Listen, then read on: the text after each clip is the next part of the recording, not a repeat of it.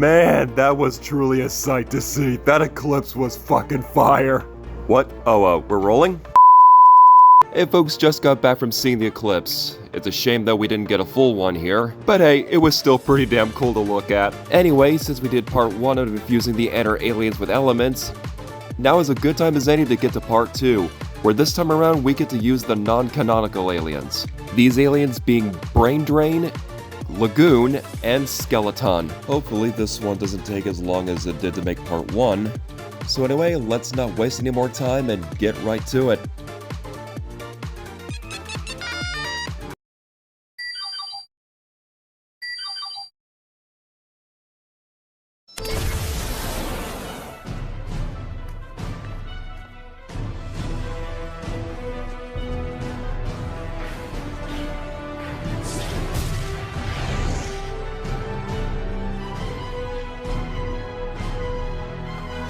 Voldemor.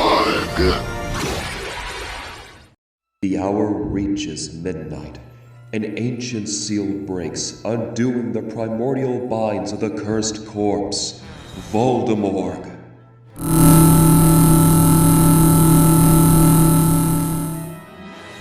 Starting off with the spellbound zombie, Voldemort, the result of brain drain infusing with the element of magic. And yes, the name is a reference to Voldemort from Harry Potter. As far as inspiration goes, I heavily base him off of the Lich. For those who are not familiar, a Lich is basically a witch or wizard that utilizes necromancy or another form of dark magic to obtain immortality. I also took a bit of inspiration from the Horned King from Disney's The Black Cauldron as well. And of course, I also decided to give him a little pointed wizard's hat, which is kind of styled in a Tim Burton-esque style. Moving on to powers and weaknesses. For powers, retained ones involve Life Force Training and Night Vision. For new powers, these involve Necromancy, Magic, Mana Manipulation, Teleportation, Flight, Levitation, Hypnotism, Appearance Alteration, Magical Personification, Transmogrification, Portal Creation, and Object Summoning/Creation. For weaknesses, retained ones include Ectoneurite Life Draining Incapability. For new weaknesses, the only one he has is that his magic wears off upon detransformation. So yeah, not the kind of magician you want to invite at a party.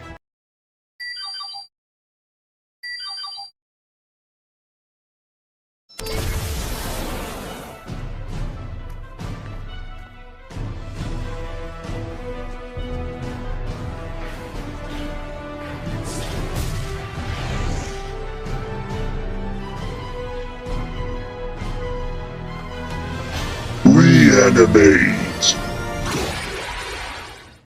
Through the screams of a panicked crowd, you shudder in fear as you confront the converted covenant of the toxic terror. Reanimate.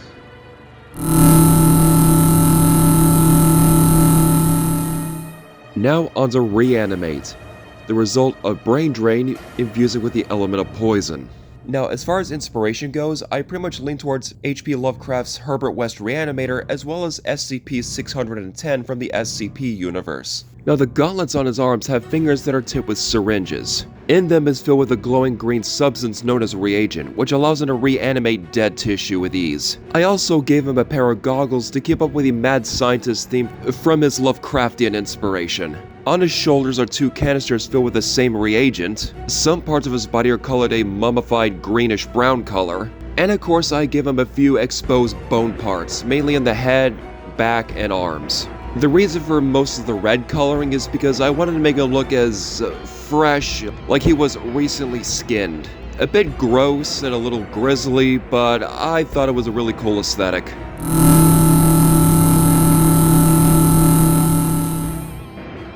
Now on to powers and weaknesses.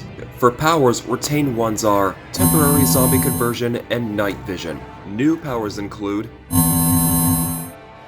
Converted Zombie Manipulation, Anatomical Liberation, Body Part Reattachment, Prehensile Tentacles, Enhanced Jumping, Tentacle Manifestation, Enhanced Strength, Reagent Secretion, Reanimation via Reagent, Somakinesis or Biomass Manipulation, Biomass Generation, and Biomass Constructs. Yeah, this guy honestly makes Jordan Romero-style zombies look harmless. Let's just move on to our next two entries.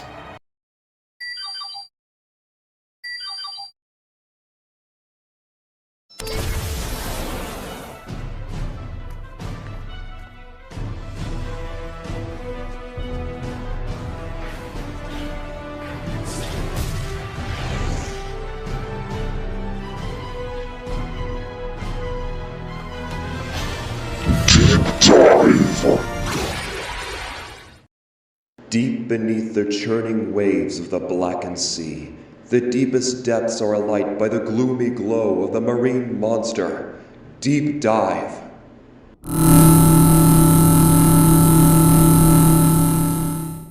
Next up is Deep Dive, the result of Lagoon infusing with the element of water. The design and inspiration for this one is rather simple. He's basically designed after various deep-sea fish, as well as the anglerfish found in Finding Nemo. Needless to say, this guy would definitely scare the shit out of anybody who suffers from thalassophobia.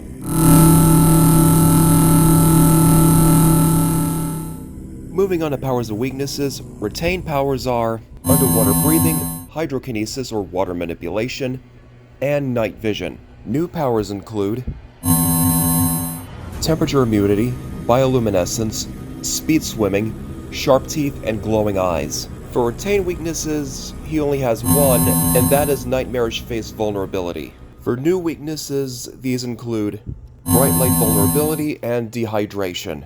Yeah, I can imagine running with this dude would not be a very fun experience, especially if you're going out diving. Why don't we move on to drier land where it's safe with our next entry?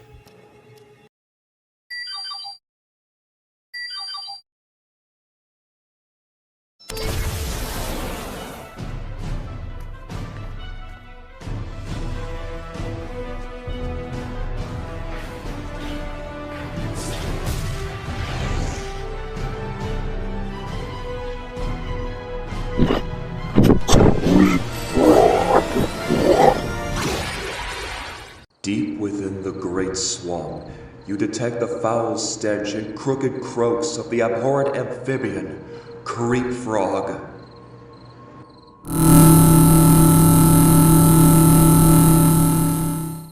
So next up we have Creep Frog, the result of Lagoon infusing with the element of wood. So I kind of based this one off of a type of cryptid known as the Loveland Frog, a humanoid frog-like creature that was seen in Loveland, Ohio. Before we go any further though, I do want to give a slight trypophobia warning, so if that has a tendency to creep you out, then feel free to skip to this timestamp here, alright? If you look in his arms and back area, you'll see various globules. These globules are actually seeds coated in a gel coating, and the seeds themselves are deeply rooted into various skin pores. This was heavily inspired by two things. Firstly is the Suriname toad. You see, the female Suriname toad incubates the eggs in various holes riddled on her back, and upon hatching, the little froglets basically emerge from these holes. The second bit of inspiration, however, is a bit more disturbing. That being a South Korean urban legend involving sesame seeds. The legend goes that there was a woman who was so worried about her skin getting wrinkled that she was willing to try anything to prevent that from happening. But eventually she heard someone saying that putting sesame seeds in bath water should do the trick. So she tried that method, but come 2 days later, her mother walks in on her where she is plucking sesame seeds that have rooted into her skin pores.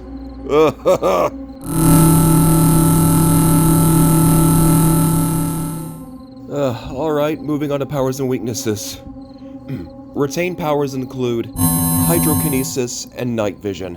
New powers include chlorokinesis or plant manipulation, long prehensile tongue, enhanced strength, enhanced durability, enhanced agility, enhanced reflexes, enhanced jumping, chest inflation, sonic croaks, explosive adhesive seeds, plant creation via seeds, and vine ensnarement via seeds. For weaknesses, he has only one retained weakness, and that is nightmarish face vulnerability, same as Deep Dive. For retained weaknesses, these include his tongue being outstretched and dehydration. Well, we got 2 non-canonical aliens down, only 1 more to go.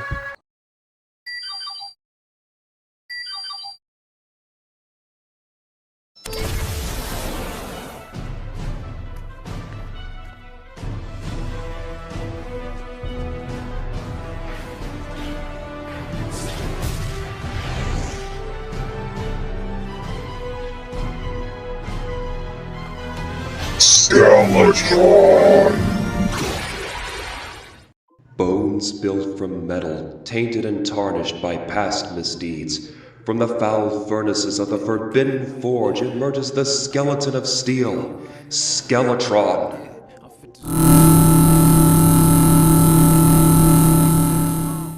Next up is Skeletron, the result of skeleton infusing with the element of metal. So for this guy, I clearly took inspiration from the Terminator endoskeletons. And yes, he does have guns for 4 arms. I pretty much changed the radius bone into the gun barrel, while I made the ulna bone into something like the fore end of a shotgun. And of course I decided to give him an exposed power core, which is of course contained within these metallic ribs.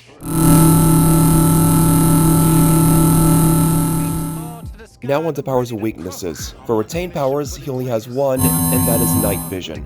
New powers include Ferrokinesis or metal manipulation, enhanced durability, blaster arms, the anatomy manipulation, energy beams, optic lasers, bioelectricity generation, enhanced strength, enhanced durability, enhanced jumping, enhanced reflexes, space survivability, underwater survivability, digitalized vision, and energy constructs. For retained weaknesses, he only has one, and that is Nightmarish Face vulnerability. For new weaknesses, these include magnetism vulnerability and extreme heat vulnerability.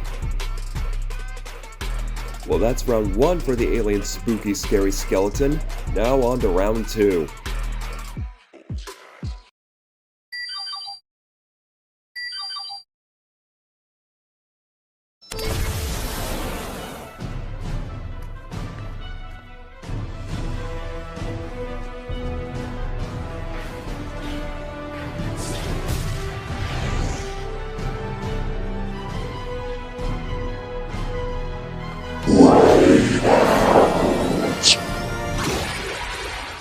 Lands have been made barren from the aftermath of a nuclear war.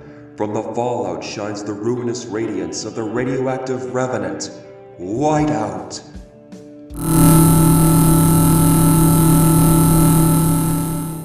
And finally, we have Whiteout, the result of skeleton fusing with the element of radiation. Now for inspiration, I pretty much went with Pandora from Ben 10 Ultimate Alien, as well as Hex as a skeleton form from Fern Gully The Last Rainforest. And that's really about it. There really isn't more to it than that.